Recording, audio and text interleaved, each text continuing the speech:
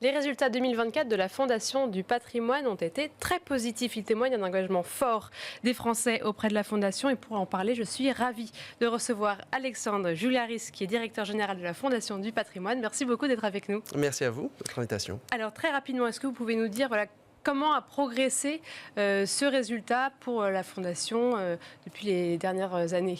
Alors en 2024, le montant total des ressources de la Fondation du patrimoine a dépassé les 102 millions d'euros. Et si je mets de côté Notre-Dame de Paris, qui est évidemment une opération un peu exceptionnelle. Oui, donc c'est ça. 102 millions d'euros qui ont été mobilisés comment et grâce à qui ? D'abord comment ? Essentiellement par un réseau de bénévoles. C'est assez exceptionnel. Vous avez en France, partout en France, des bénévoles de la Fondation. Ils sont plus d'un millier qui au quotidien interagissent pour essayer d'identifier des projets et surtout de mobiliser des fonds pour financer ces projets de restauration. Donc ça, c'est vraiment les forces vives de la Fondation. Et puis évidemment, il y a les ressources consacrées à ce patrimoine. Vous l'avez dit, une progression significative, plus de 19% de nos ressources en 2024. Et c'est beaucoup porté notamment par le succès des collectes de dons, puisque les collectes de dons sont devenues la première ressource de la Fondation en 2024. 26,8 millions d'euros ont été mobilisés grâce à plus de 2000 collectes de dons qui sont là aussi partout en France, parce que le patrimoine, il y en a partout. Parce que collecte de dons, ça veut dire quoi ? C'est des bénévoles qui vont sur le terrain, qui frappent à la porte.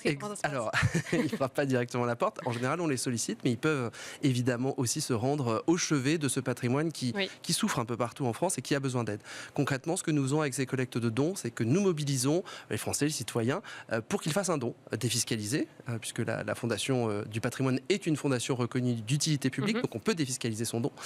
Et donc, on opère avec les propriétaires privés, mais surtout publics, quand c'est des collectes de dons, pour assurer le bouclage du plan de financement. Parce que vous savez concrètement comment ça fonctionne. Bien souvent, vous avez un élu, si on prend un exemple assez récurrent, un élu qui veut restaurer le lavoir, le pigeonnier, l'église, enfin tous ces éléments de patrimoine qu'on a un peu partout en France. Il va d'abord essayer d'aller taper aux portes du département, de la région, vous savez, des systèmes de cofinancement. Et puis la Fondation du patrimoine, elle intervient soit au tout début, soit pendant le parcours de cet élu pour l'aider d'abord à boucler son plan de financement, à déposer éventuellement des dossiers de candidature parce que c'est parfois un peu compliqué, surtout quand on est un maire d'une petite commune rurale. Et puis ensuite, il va lui proposer d'ouvrir une collecte de dons, c'est-à-dire d'aller chercher de l'argent privé, du don, du mécénat d'entreprise aussi, ce qu'on essaye de mobiliser pour le patrimoine. Et ce don, il est ciblé, c'est-à-dire que les gens à chaque fois savent pour quel projet ils soutiennent. Absolument. En fait, si vous vous rendez sur le site internet de la Fondation du patrimoine, vous pouvez choisir, il y a un projet tous les 4 km, donc c'est pas compliqué, vous pouvez choisir soit votre département d'origine, de vacances, que sais-je, vous aurez un projet à proximité parce que nous essayons d'accompagner, je vous l'ai dit, entre 2000 et 2500 projets de collecte par an. Donc, on peut faire un don très directement, très simplement, en choisissant d'affecter son don à un projet précis. C'est un peu ça la spécificité de la Fondation du patrimoine, c'est de permettre à chacun de choisir le projet pour lequel il donne.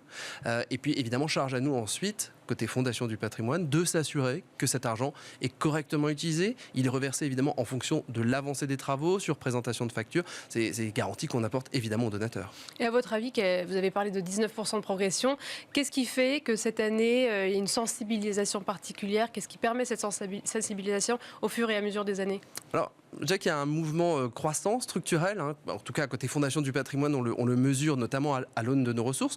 On a vu une progression, nous, des ressources de la Fondation multipliées par 3 en 7 ou 8 ans. Oui, c'est énorme. Depuis que Guillaume Poitrinal est devenu président, il y a eu vraiment une accélération très forte parce qu'on a mis en place des outils, on a simplifié, on le disait avec ce site internet, la possibilité de donner.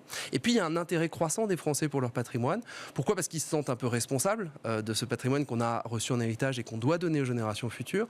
Mais vous avez peut-être eu 2 éléments, je dirais, dans les dernières années qui ont servi pour l'un d'électrochoc, c'est l'incendie de la cathédrale Notre-Dame de Paris. En réalité, les Français se sont dit un peu ébahis, un peu stupéfaits.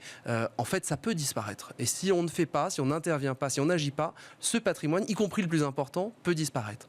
Et puis, vous avez aussi, ces dernières années, la mobilisation, l'intervention de Stéphane Bern, qui est un ambassadeur formidable du patrimoine. À la Fondation, nous opérons à ses côtés le loto du patrimoine, qui est aussi une source de revenus pour la Fondation et pour le patrimoine en général.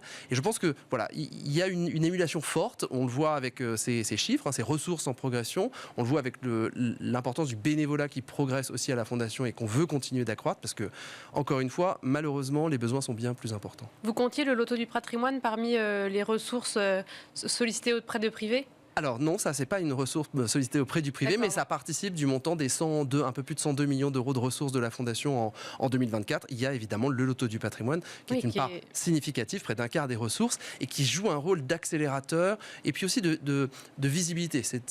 On parlait de progression de la cause.